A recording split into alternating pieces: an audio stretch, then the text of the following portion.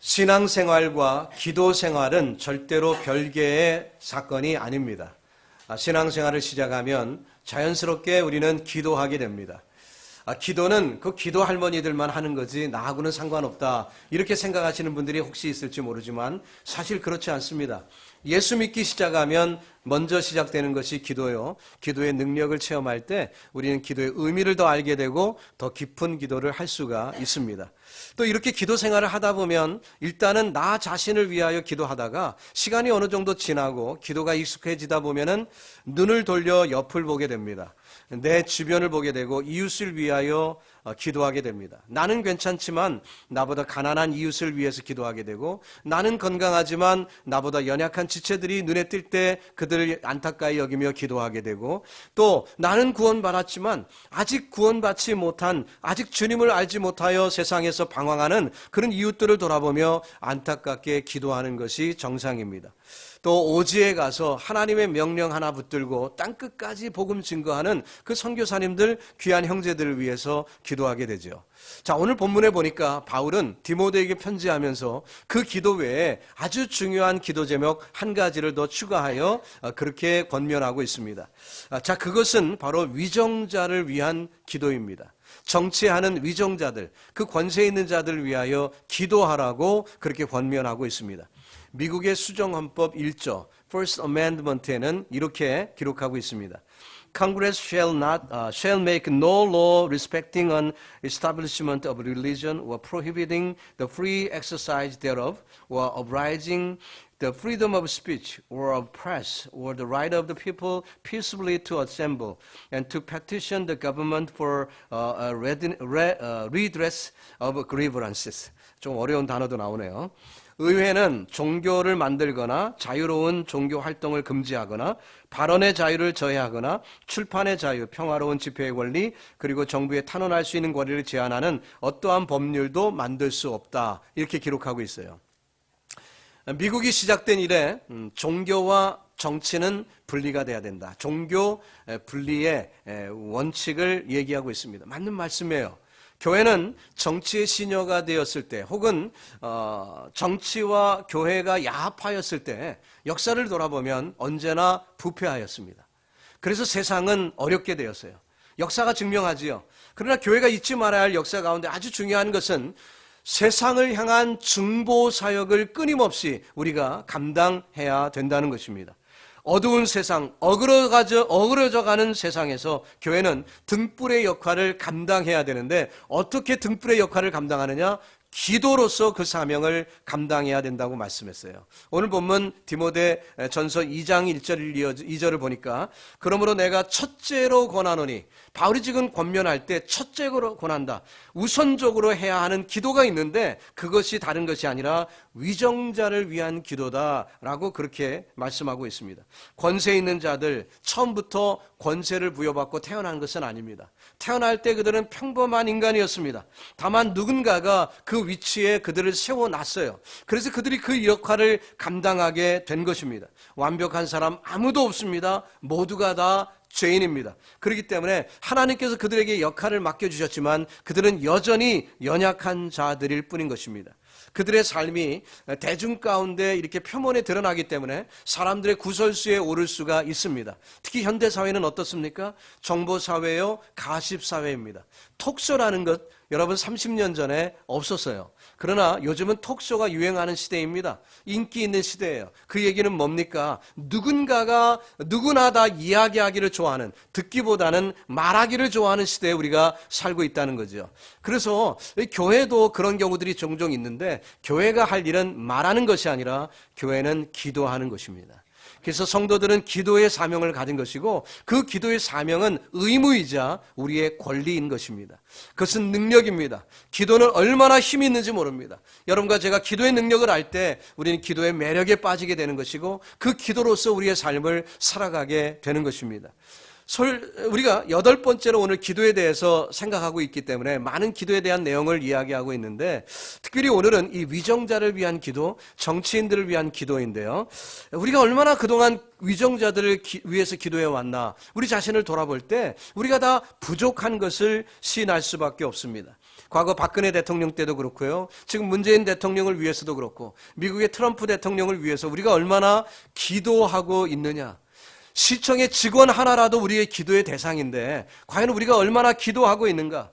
그들은 하나님의 형상대로 지어진 피조물이고 특정한 일을 감당할 수 있도록 하나님이 그들을 세워주신 것입니다. 그러면 그들이 그 사명을 올바로 감당할 수 있도록 우리가 뒤에서 기도해야 되는데 우리가 얼마나 하고 있는가 우리 자신을 돌아볼 때 부족함을 고백할 수밖에 없어요. 디모데에게 바울이 얘기할 때 첫 번째로 먼저 기도해야 될 대상이 위정자를 위한 기도, 바로 그들을 위하여 우리는 기도해야 된다라고 말씀하고 있는데 말이죠.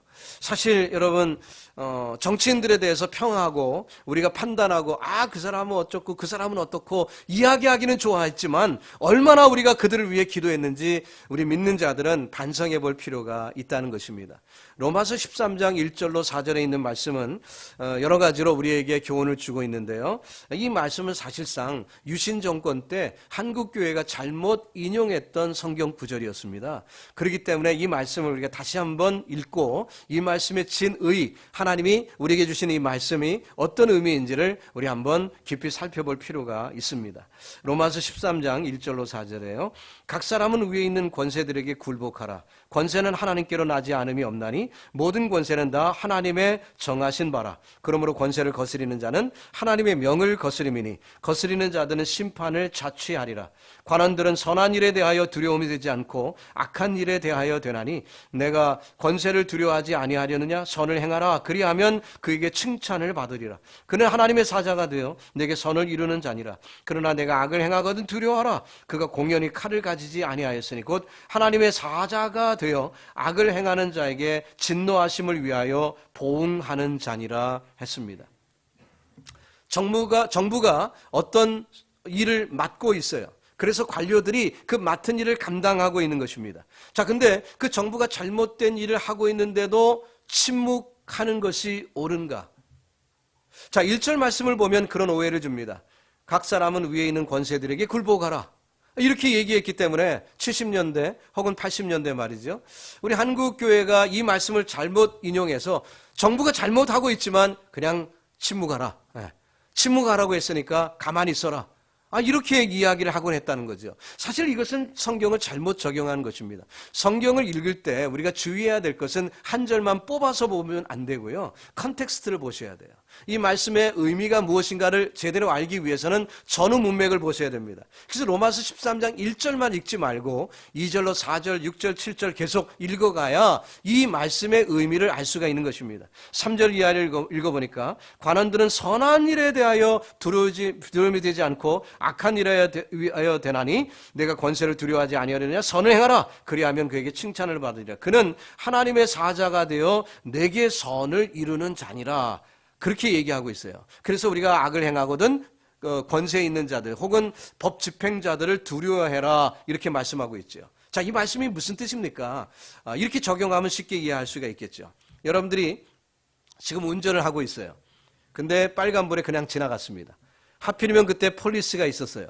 폴리스가 풀오버 하라고 깜빡깜빡 키면서 우리에게 명령을 합니다. 그때 풀오버 해야 되는 거죠.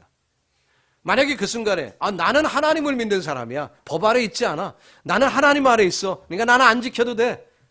라고 그냥 뺑소니 치면 더 큰 일이 벌어지는 것입니다. 여러분, 지금 오늘 이 말씀은 그런 말씀이에요. 우리가 무슨 일을 잘못했거든 그 법 집행관에게 순종하라는 것입니다.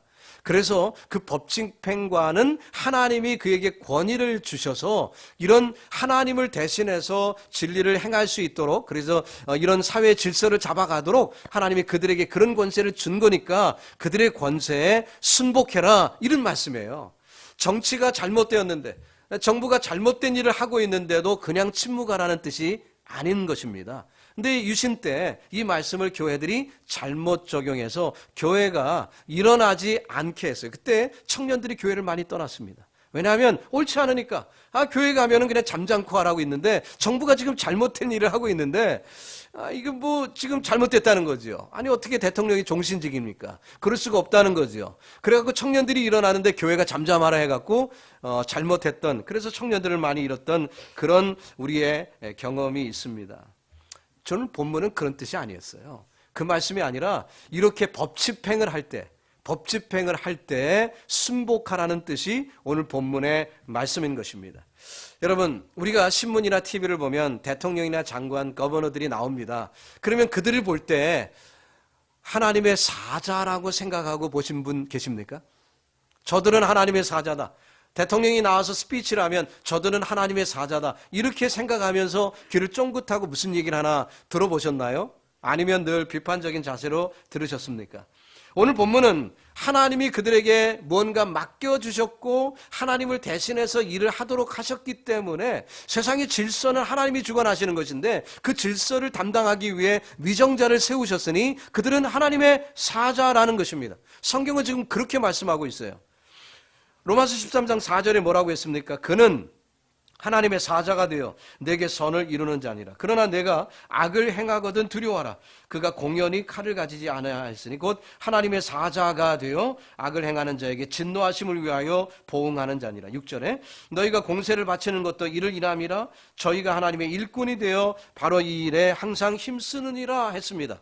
자, 세관이 세금을 거두면은 우리는 기쁨으로 세금을 내는 것입니다. 왜냐하면 그 세금으로 사회에 필요한 일들을 하고 있기 때문에 세금을 내는 것이 마땅하다. 또 그 정치하는 사람들에게 순종해야 되는 것은 그들이 권세를 가지고 칼을 가진 것은 이유가 있다는 거죠. 하나님께서 사자로서 그들에게 명하신 그 일을 감당하기 위한 것이다. 본문에 보니까 3번씩이나 반복해서 권세자들을 하나님의 사자다, 하나님의 사자다 그렇게 말하고 있습니다. 아니 목사님, 그들이 넌 크리스찬인데 어떻게 하나님의 사자가 됩니까? 이렇게 objection 하고 얘기할 수 있겠죠. 예, 하나님께서는 때로 믿지 않는 자들을 쓰셔서 일하시기도 하십니다. 이상하게 들릴 수도 있지만 하나님은 주권을 가지고 역사 가운데 그렇게 해 오셨습니다. 잠언 21장 1절에 보니까 왕의 마음이 여호와의 손에 있음이 마치 보의 물과 같아서 그가 임의로 인도하느니라 했을 때 여기에 왕은 이스라엘의 왕만 이야기한 것이 아닙니다. 일반 세상의 왕들을 포함한 얘기죠. 그들 모두가 다 하나님의 주권 안에 있다는 것입니다. 여러분, 농촌에 가면 논두렁이 있고 논두렁 옆에는 물을 대는 보가 있습니다. 이 보라는 단어를 잘 젊은이들은 모르죠. 이 보라는 단어가 그 뜻이거든요. 그 보를 하나님께서 마음대로 하신다는 건 뭐예요? 김신의 농장으로, 김신의 밭으로 물이 들어가게 하기 위해서 보를 김신의 밭으로 틀었다가 이번엔 이실의 논으로 이 물을 튼 것, 이렇게 보를 이쪽으로 틀었다 저쪽으로 틀었다 해서 물이 이쪽으로 가게 저쪽으로 가게 그렇게 하잖아요. 그 보를 마음대로 하듯이 하나님께서 저 임금들의 마음을 마음대로 주장하신다 하는 것으로 지금 말씀하고 있는 것입니다. 세상의 이방 땅에서 관료 역할을 했던 하나님의 자녀들이 많이 있는데요. 그 중에 한 사람, 즉 이방 땅에서 공직 생활을 했던 다니엘이라는 사람이 이렇게 얘기를 했습니다. 2장 20절에 다니엘이 말하여 가로되 영원 무궁히 하나님의 이름을 찬송할 것은 지혜와 권능이 그에게 있음이로다. 그는 때와 기한을 변하시며 왕들을 폐하시고 왕들을 세우시며 지혜자에게 지혜를 주시고 지식자에게 총명을 주시는도다 했습니다. 여기에 왕은 어떤 왕을 얘기하죠? 이방 땅의 왕을 얘기하는 것입니다. 그가 지금 이방 나라에서 공직에 있어요. 그러니 여기에 임금은 당연히 이방 나라 임금이죠. 예, 하나님의 자녀가 아니었습니다. 또 4장 17절에 보니까 이는 순찰자들의 명령대로요 거룩한 자들의 말대로니 곧 인생으로 지극히 높으신 자가 인간 나라를 다스리시며 자기의 뜻대로 그것을 누구에게든지 주시며 또 지극히 천한 자로 그 위에 세우시는 줄을 알게 하려 함이니라 하였느니라. 천한 자도 세우셔서 하나님이 쓰신다 말씀하고 있습니다. 여러분, 위정자들이 대단한 사람들이 아닙니다. 와, 대통령이 됐네. 저는 저 사람은 날 때부터 뭔가 달랐을 거야. 뭐 이렇게 해갖고요. 화려하게 그의 출신을 만드는 사람들이 있는데 그것은 다 새빨간 거짓말이죠. 만들어낸 소설입니다. 대부분. 사실은 어때요? 평범한 사람이에요. 평범한 사람인데 하나님이 쓰시려니까 그 연약한 자들, 부족한 자들, 또 다니엘 표현대로 얘기하면 천한 자를 그렇게 세우셔서 사용하시는 것뿐이에요. 왜? 세상에 질서가 필요하거든요. 그러니까 질서를 주관하는 어떤 그 관료가 필요하거든요. 하나님께서 그렇게 쓰신 것뿐이라는 것입니다. 사실 목회자도 마찬가지입니다. 과거에 레위인들을 하나님이 세우실 때 그들이 뭔가 탁월하니까 그들이 도덕적으로 올바르니까 레위 사람을 세운 게 아닙니다. 우리가 창세기를 공부하며 야곱의 아들 레위가 어땠는지를 다 살펴봤지요. 그가 특출한 사람이 아니었어요. 평범한 12 아들 중에 하나였습니다. 그러나 하나님이 그 백성을 선택하셔서 누군가 제사장 일을 해야 되거든요. 누군가 제사를 맡아야 되고 누군가 성전의 일을 맡아야 되거든요. 그러니까 그 한 지파를 하나님이 지명하셔서 쓰시는 거예요. 오늘날 목회자들이 특출한 사람이기 때문에 목회자가 된 게 절대로 아닙니다. 목회자들 다 평범한 사람들이에요. 그러나 하나님이 누군가 목회를 해야 되거든요. 누군가 말씀을 준비해서 전해야 되거든요. 그러니까 목회자를 정하신 것뿐입니다. 가끔 성도들이 목회자에게 시험 두는 분들이 계세요. 그것은 비성경적인 얘기입니다. 여러분, 한나도 그럼 먼저 시험을 받았어야죠. 한나가 열심히 기도했지 않습니까? 그때 제사장이 누구였어요? 엘리였잖아요. 엘리. 예, 모범적이지 못했던 제사장이었습니다. 그러나 그럼에도 불구하고 한나는 기도하였고 결국 그 아들이 사무엘이 된 건 아닙니까? 여러분, 목회자들도 인간이고 하기 때문에 실패할 수 있어요. 제가 괜히 또 목사 편 드는 그런 표현하는 게 아니라 목사들 다 연약한 사람이라는 겁니다. 여러분, 평범한 저나 여러분이나 다 똑같은 거예요. 세끼 밥 먹고 화장실 가고 다 똑같아요. 저도 어린 시절에 목사님은 화장실도 안 가는 줄 알았어요. 어느 날 충격을 받았지요. 아이고, 그 당시만 하더라도 목사님 방에 뭐 화장실 따로 있고 그런 교회 없었거든요. 다 공중변소가 밖에 있었습니다. 그래갖고 쭈루룩 가는데 목사님하고 딱 마주친 거예요. 우와, 깜짝 놀랐습니다. 초등학교 시절인데. 목사님도 화장실 가는구나. 그래서 제가 어머니한테, 아니, 오늘 화장실 앞에서 목사님을 만났다고. 근데 우리 어머니는 절대로 놀라질 않으시더라고요. 웃으시더라고요. 그래서 이게 그런 거구나. 그렇게 어렸을 때 경험이 있는데, 사실은 어때요? 다 평범한 인간이에요. 그러나 하나님이 특별히 그 일을 하기 위하여 세우신 것 뿐이에요.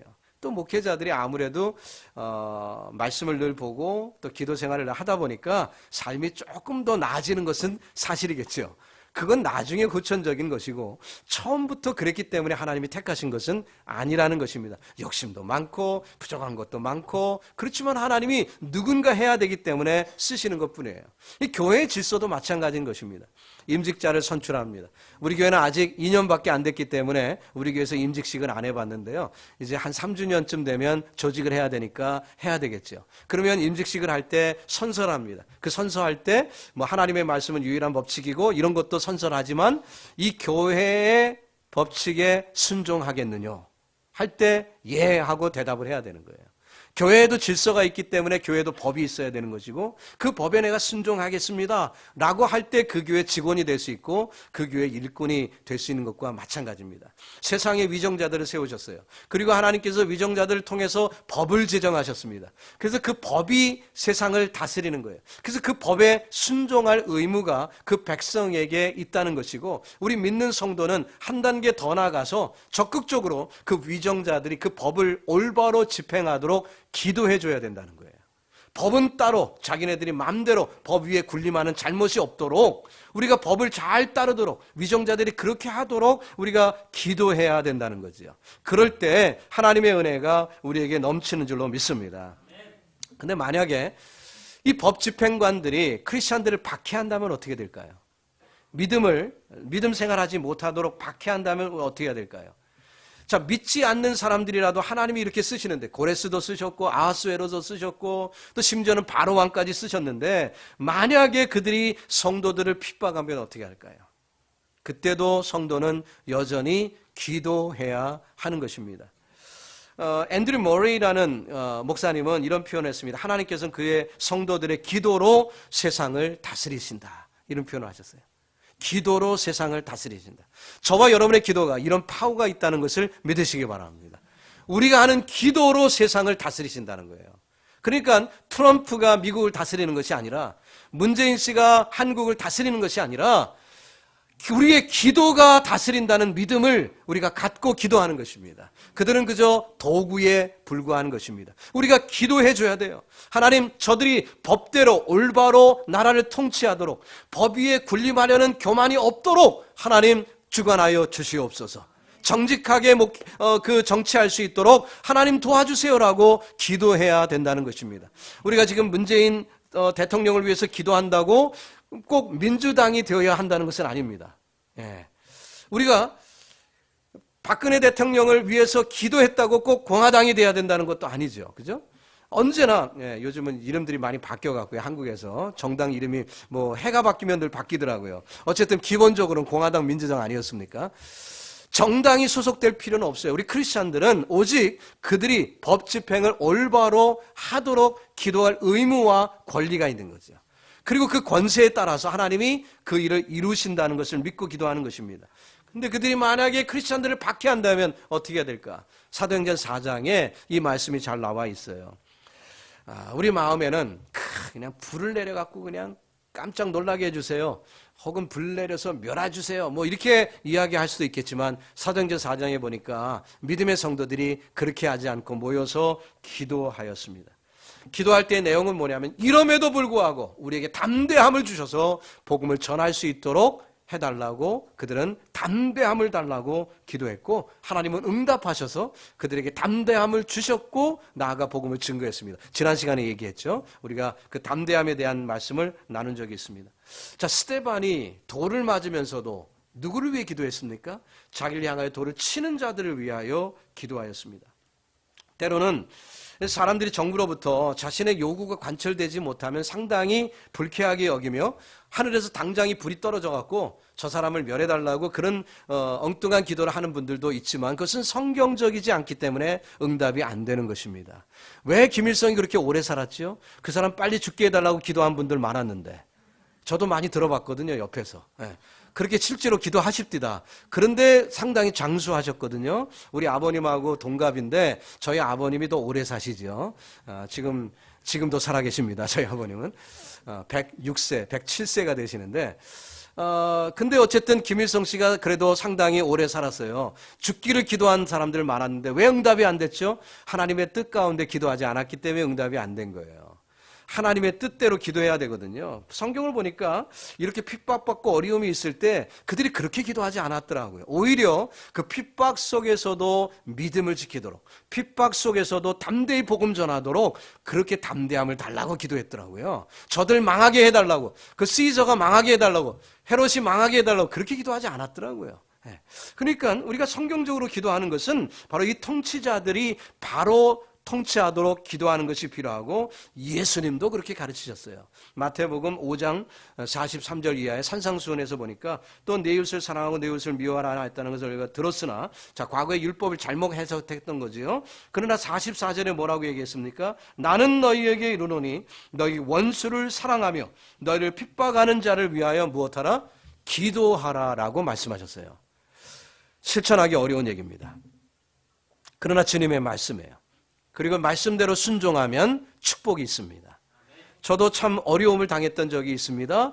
참 말도 안 되는 음해를 당하고 거짓말로 많은 공격을 당할 때가 있었어요. 그렇지만 하나님의 말씀을 보니까 하필이면 그때 이 산상수훈을 읽게 하셨는데 그 말씀을 읽어보니까 그들을 위하여 기도하라는 것입니다. 그래서 정말 힘들지만 열심히 기도하였습니다. 그랬더니 어때요? 마음이 평안해지더라고요. 과거에는 그 핍박을 받고 어려울 때는 마음이 불편했는데 그들을 위하여 기도하니까 마음이 평안해지더라고요. 그리고 뭐까지 할 수 있냐면 용서까지 되더라고요. 놀라운 일입니다. 저요? 인간 이규섭? 못된 사람이에요. 용서 제 능력으로는 못합니다. 저 뒤끝이 있는 사람이거든요. 용서 못하는 사람이에요. 근데 기도하니까 됩디다. 기도하니까 하나님이 그런 마음을 주시더라고요. 여러분 우리의 주의 말씀에 따라 순종하시기를 주님의 이름으로 축복합니다. 그러면 축복이 임할 줄로 믿습니다. 권세자들을 위한 기도는 바로 그런 기도였고요. 이 교회를 위한 기도이기도 합니다. 디모데전서 2장 2절을 볼까요? 임금들과 높은 지위에 있는 모든 사람을 위하여 기도하라고 그랬죠. 이는 왜냐하면 어떤 일이 벌어지냐면 우리가 모든 경건과 단정한 중에 고요하고 평안한 생활, 어떤 생활이요? 신앙생활을 하기 위함이다라고 얘기했습니다. 저와 여러분이 믿음 생활 잘 하려면 정체를 똑바로 해야 되거든요. 우리가 신앙의 자유를 누리려면 정치하는 사람들이 삐뚤어지면 안 되거든요. 그래서 우리는 위하여 기도하는 것이고 그들이 올바로 통치할 때 사회가 안정되고 우리가 믿음 생활, 경건 생활을 올바로 할 수 있다는 것입니다. 그래서 로마서 12장 18절에 보니까 할 수 있거든 너희로서는 모든 사람으로 더불어 평화하라 했습니다. 나와 뜻이 다르다고 원수되는 것 하나님 뜻 아니라는 거예요. 서초동과 광화문이 그렇게 나누어서 원수 삼는 것 하나님의 뜻이 아니라는 것입니다. 자, 이것을 우리가 분명히 아셔야 돼요. 우리 믿는 성도들은. 그렇게 피켓 들고 뭐 하는 것 그거 하나님이 기뻐하시는 거 아니에요. 우리는 기도해야 되는 거예요. 만약에 그 안에 그 뭐 데모하려고 촛불 들고 뭐 그럴 필요 없습니다. 성도의 무기는 기도예요. 교회는 기도하면 하나님의 뜻대로 되는 것입니다. 하나님의 뜻은 원수 삼는 것이 아닙니다. 그래서 서로 간에 불목하고 뭐 나하고 뜻이 안 맞는다면 뭐 쳐다도 안 보고 막 그렇게 하는 것은 주님의 뜻이 아니에요. 우리 믿는 성도는 그렇게 살아서는 안 되는 것입니다. 성경은 분명히 모든 사람과 평화하라고 얘기했습니다. 화평하라고 얘기했어요. 원수 삼는 것 하나님 뜻이 아닙니다. 여러분의 길을 방해하는 사람이 있습니까? 하나님께 맡기고 기도하십시오. 하나님이 해결해 주실 줄로 믿습니다. 사실 하나님의 관심은 누군지 아세요? 그 사회가 바뀌고 뭐 그런데 하나님 관심이 크게 있는 게 아니라 따지고 보면 저와 여러분에게 하나님이 관심이 있는 거예요. 우리에게 관심이 있습니다. 그래서 우리가 오늘날 미국 땅에 살게 하신 건 하나님이 우리에게 관심이 있어서 그렇게 하신 것이고요. 어떤 사람은 죄가 많아서 북한에 태어나게 하셨나요? 그렇지 않다니까요. 하나님은 그들에게 관심이 있어서 그들에게 필요한 은혜를 주시고 그것에 맞는 시험과 환경을 허락하시어 믿음 생활을 하게 하시는 거예요. 저는 대한민국에 태어나서 지금 미국 땅에 살게 되었지만 그래서 목사가 돼서 신앙생활을 하고 있지만 미국 교회나 한국 교회보다 북한 교회가 더 건강하다고 믿는 사람이에요. 이상하게 들릴 수도 있겠지만 북한에 있는 교회가 더 건강하다고 저는 믿는 사람이에요. 왜 그럴까요? 그들은 목숨 걸고 믿는 사람들이에요. 최소한 21세기에 목숨 걸고 믿는 사람 바로 그들입니다. 북한 접경에서 이제 그들을 위해 탈북자들이 아니라 그 북한에서 중국에 나왔다가 다시 들어갔다가 이렇게 하시는 분들을 위해서 목회하는 분들의 간증을 제가 많이 듣는데 자세한 얘기는 이 설교가 방송으로도 나갈 수 있기 때문에 제가 할 수 없습니다만은 좋은 간증이 너무나 많아요. 북한에도 지금 약 한 20만 명이 넘는 크리스찬들이 있습니다. 그들이 골방에서 아무도 모르게 기도하고 예배드리고 있어요. 그 기도, 그 교회를 하나님이 기뻐하시는 줄로 믿습니다. 그들이 만약에 저 김정은이 물러가라, 김정일이 그냥 벼락 맞아 죽어라 이렇게 기도했다면 뭐 그 기도는 응답도 안 되는 거지만 말이죠. 그들은 그렇게 기도하지 않습니다. 그 환경 속에서도 우리의 믿음을 지키게 해달라고, 이 핍박과 어려움 속에서도 신앙 지키게 해달라고, 언젠가 신앙의 자유가 올 수 있도록 그렇게 마음껏 예배드리고 마음껏 찬양할 수 있도록 그들은 기도하고 있어요. 목숨 걸고 말이죠. 여러분, 우리가 정말 평안하게 이렇게 예배드린다고 해서 우리가 나은 것이 아닙니다. 절대로. 하나님께서는 각 심령들을 귀하게 여기시기 때문에 그 심령에 맞는 환경을 주시고 우리같이 부족한 사람은 이런 환경 아니면 안 믿으니까 이렇게 편안한 데서 예수 믿게 해주신 거예요. 은혜죠, 은혜. 우리 같은 사람 중에 만약 북한에 있는 그런 환경이었다면 우리가 믿지 않을 것 같은 사람 많으니까 하나님께서는 우리가 이렇게 자유로운 데서 태어나게 해주신 거예요. 오히려 고마워해야 돼요. 북한에 있는 동포들한테, 특히 믿는 성도들한테 말이죠. 하나님께 맡기라고 얘기하고 계십니다. 로마서 12장 19절에 내 사랑하는 자들아 너희가 친히 원수를 갚지 말고 진노하심에 맡겨라. 기록되었으되 원수 갚는 것이 내게 있으니 내가 갚으리라고 주께서 말씀하시니라. 성도들이 불신자들처럼 언성을 높이고 악한 마음을 품는 것은 성령을 근심케 하는 것입니다. 우리는 믿음 가운데 주님을 기쁘시게 하는 것이 우리의 뜻이라면 성도답게 기도하시기를 주님의 이름으로 축복합니다. 특별히 위정자들을 위해 기도할 때 잃어버린 영혼들에게 그것이 유익이기 때문에 기도하는 것이기도 합니다. 왜냐하면 전도를 자유롭게 하지 못하는 나라가 되면 어떻게 되겠어요? 잃어버린 영혼들을 구할 수 없잖아요. 그래서 우리가 미국과 한국은 물론이요 북한 땅을 위해 기도할 때도 정말 신앙의 자유를 위하여 기도하는 것은 그들에게도 자유가 있어야 마음대로 전도할 수 있을 것 아닌가. 잃어버린 영혼 때문에 기도하는 거지요. 이웃 나라인 멕시코에도요 전도가 불법이라는 걸 아십니까? 멕시코에 여행 자주 다녀오시죠? 이웃 나라입니다. 국경 붙여 있고요. 차를 타고 마음대로 왕래할 수 있는 그런 나라입니다. 그런데 어때요? 전도는 불법이에요. 여러분이 마켓에서 혹은 길거리에서 전도하면 영창 갑니다. 폴리스가 와서 붙잡아 갑니다. 불법이니까. 바로 이웃 나라인데 그렇게 자유롭게 보이는데도 전도는 불법이에요. 여러분, 위정자가 너무 중요한 거예요. 그 나라에 왜 그런 법을 정했을까요? 잘못된 캐톨릭에 묻혀있던 사람들이 조상 대대로 내려오는 그 캐톨릭 문화, 그래서 다른 종교가 들어오는 것을 원치 않기 때문에 전도를 금해버린 거야. 잃어버린 영혼에 관심 없어요, 그분들은. 지금 체제 유지에만 관심이 있어요. 그래갖고 법 제정하는 사람들이 전도를 불법으로 규정한 나라가 멕시코입니다. 이 미국 땅이 만약에 그렇게 되면 어떻게 되겠습니까? 정말 우리가 미국에 사는 것 감사한 것은, 그리고 두고 온 조국의 남쪽이라도 이렇게 자유롭게 신앙생활할 수 있는 것, 마음껏 전도할 수 있는 것, 그것이 얼마나 감사한 일인지 몰라요. 그래서 우리가 북한 땅을 위해서 기도할 때도 정말 마음껏 전도하는 나라 되게 해달라고 우리가 기도해야 할 줄로 믿습니다. 물론 위정자들이 믿는 성도라면 얼마나 좋을까. 성경에 보니까요, 믿는 성도들이 또 위정자로 있을 때 귀한 일들 많이 했습니다. 요셉이 그랬고요, 다니엘이 그랬고요, 에스더도 그랬죠. 에스더 때를 한번 생각해 볼까요? 그 하만이라는 사람이 유대인들 다 죽여버리려고 했습니다. 무서운 일이죠. 왕후도 정치가잖아요. 자, 그런데 왕후 에스더가 얘기를 들어보니까 그런 모함이 있다고 그랬어요. 그래갖고 가만히 있을 수가 없어서 자기가 목숨을 걸고 일어납니다. 그리고 백성들에게 부탁을 합니다. 나는 목숨 걸고 들어갑니다. 죽으면 죽으리라 하고 들어갑니다. 근데 여러분들은 나를 위하여 기도해 주세요. 에스더는 기도의 파워를 알고 있습니다. 자기는 몸으로 행동하는 정치인이지만 백성들에게 기도할 것을 요구했고, 백성들은 금식하며 기도하였을 때 역사가 뒤바뀌게 된 거예요.